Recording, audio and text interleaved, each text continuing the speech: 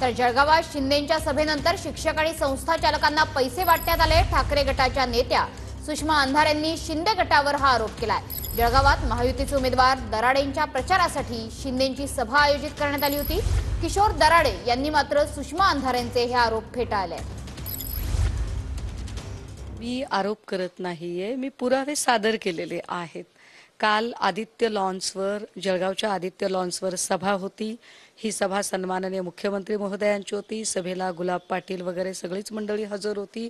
त्यातले गुलाब पाटलांचे स्टेटमेंट आपण जर ऐकले असतील तर ते स्टेटमेंट सुद्धा खूप बोलके आहेत की दराडे तुम्ही काळजी करू नका, आम्ही त्या मतांवर दरोडा टाकणार आहोत।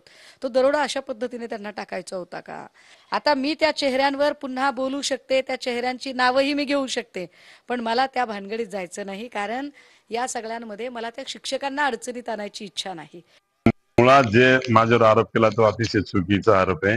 राज्याचे मुख्यमंत्री एकनाथ शिंदे साहेब त्या ठिकाणी आले होते आणि त्या ठिकाणी सर्व शिक्षक आहे, शिक्षकांना पैसे देण्याचं काही कारणच नाही। ते देशाला घडवता, पिढीला आपल्या मुलांना घडवता, त्याच्यामुळे हे आमच्या शिक्षकांची बदनामी करण्याचं काम चाललेलं आहे। त्याच्यामुळे ज्या तुटला आहे, मी निवेदन करतो का असं काही झालं नाही। आमच्या शिक्षकांची बदनामी थांबवली पाहिजे, नाही तर येणाऱ्या काळाला भावी पिढीला त्याचा त्रास होईल। सुषमा अंधारेंना काही काम नाही ना। शेवटी कसं आहे, कार्यक्रम संपल्यानंतर काय झालं हे आम्हाला थोडी माहित आहे। सीएम साहेब गेले, आम्ही घरी आलो आणि ते नंतर सांगतात। आता ते पोलिंग एजंटच्या याद्या असतात, याद्या देत असताना एखाद्या पैसे पण दिले जातात, यादीवर खर्चाला 500 रुपये देतो। हे इलेक्शनची प्रोसेस आहे आणि ते कोणाला माहित नाही असं नाही आहे, पण आता काहीतरी बबाल करायची हा त्यांचा मागचा हेतू असावा असं मला वाटतं। आरोपावर चौकशी झाली पाहिजे आणि चौकशी होईल। आता ज्याने फर्निचर आणि घरातल्या फर्निचरसाठी पैसे मागणाऱ्या ह्या नेत्या त्यांनी दुसऱ्यांवर अगर पैसे वाटपाचा आरोप करत असतील तर हास्यास्पद आहे। तर त्यांच्या घरातलं फर्निचर पण ते शिवसैनिकातून मागतात असे मी ऐकलेलं आहे। मध्ये मुख्यमंत्र्यांची सभा झाली होती, तिथले महायुतीचे उमेदवार होते, त्यांच्या प्रचारानंतर एक सभा घेतली आहे। त्या सभेनंतर पैसे वाटल्याचा व्हिडिओ आता सुषमा अंधारेंनी ट्विट केलेला आहे। कसं बघता? दुर्दैवी आहे, महाराष्ट्राचं राजकारण अतिशय गलिच्छ सत्ताधाऱ्यांनी केलेलं आहे।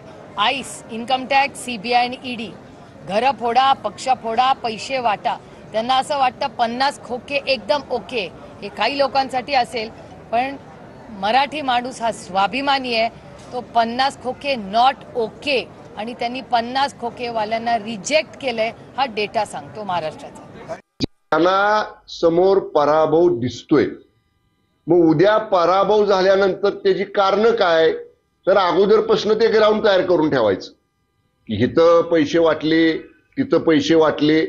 त्यामुळं या व्हिडिओ बाबतीत मी सकाळी सुद्धा श्रीमती अंधारेंना म्हटलं की तुम्ही ते व्हिडिओ निवडणूक आयोगाकडे द्या, जिल्हाधिकाऱ्यांच्याकडे द्या, पोलीस आयुक्तांच्याकडे द्या, तुम्हाला ज्या कोणाकडे द्यायचे त्यांच्याकडे द्या, त्यांनी त्याची चौकशी करू द्या। आमचं काही म्हणणं नाही, पैसे वाटणं अशा तशा गोष्टी या बिलकुल काय आम्हाला आवश्यकता नाही तसलं करायची। लोकांचा प्रतिसाद आम्हाला आहे।